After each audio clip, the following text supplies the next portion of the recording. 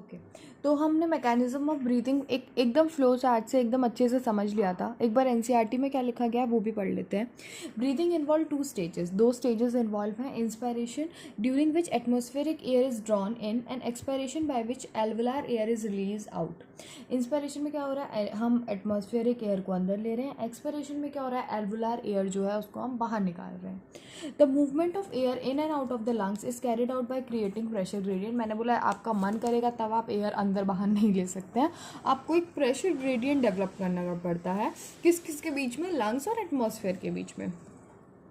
Inspiration can occur if the pressure with the lungs, यदि lungs के अंदर का प्रेशर कम होगा as compare to atmospheric pressure, that is there is a negative pressure in the lungs with respect to the atmospheric pressure, तो आपका inspiration होता है। सिमिलरली एक्सपायरेशन में क्या होता है, expiration take place when intrapulmonary pressure is higher than the atmospheric pressure. जब आपका इंट्रापल्मोनरी प्रेशर ज़्यादा हो जाएगा तो आपका क्या हो जाएगा, एक्सपायरेशन हो जाएगा। ठीक है, उसके बाद the diaphragm and a specialized set of muscle, external and internal intercostal muscle between the ribs, help in the generation of such gradient। ये gradient में कौन कौन help कर रहा है, diaphragm help कर रहा है और specialized set of muscles, external and internal intercostal muscle between the ribs। उसके बाद inspiration is initiated by the contraction of diaphragm which increase the volume of thoracic in the anterior posterior axis। मैंने आपको diagram के through समझाया था कि आपका diaphragm contract करता है और वॉल्यूम को एंटीरियर पोस्टीरियर एक्सिस में इंक्रीज कर देता है। उसके बाद the contraction of external intercostal muscle lifts up the ribs and the sternum.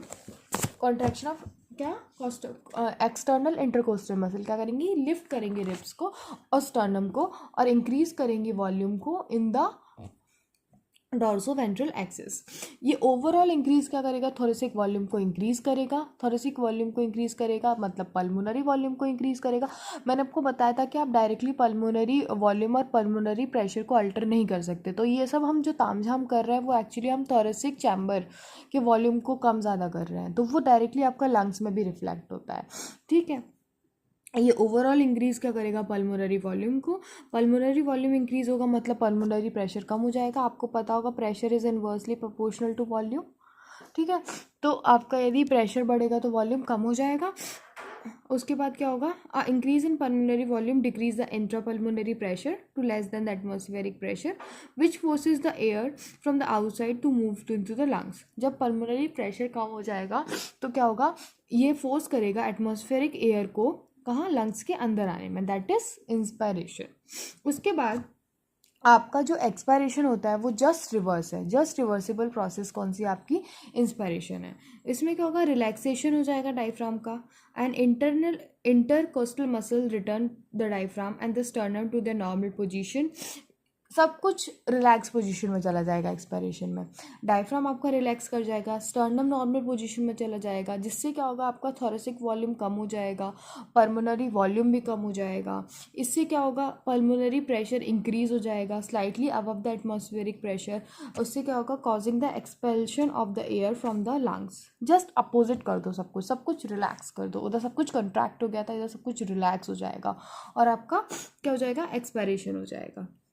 उसके बाद बोल रहे हैं we have the ability to increase the strength of inspiration and expiration with the help of additional muscle in the abdomen।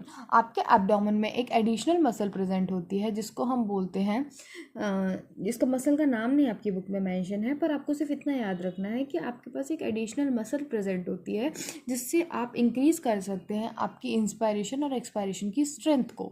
ठीक है, उसके बाद बताया गया है एवरेज हेल्दी ह्यूमन बीइंग कितना ब्रीथ करता है, 12 to 16 टाइम ब्रीथ करता है। The volume of air involved in breathing movement can be estimated by the spirometer। एक spirometer आपका एक इंस्ट्रूमेंट आता है जिससे आप एस्टिमेट कर सकते हैं ब्रीदिंग मूवमेंट को। ठीक है, उसके बाद आपका डायग्राम में भी देखो ऐसे एक्सप्लेन किया गया है, एयर अंदर आ रही है, रिब्स और स्टर्नम ऐसे बाहर जा रहे हैं, डायफ्राम कंट्रैक्टेड है, वॉल्यूम ऑफ थोरैक्स इंक्रीज हो गया है, इधर जस्ट अपोजिट हो गया सब कुछ। ठीक है।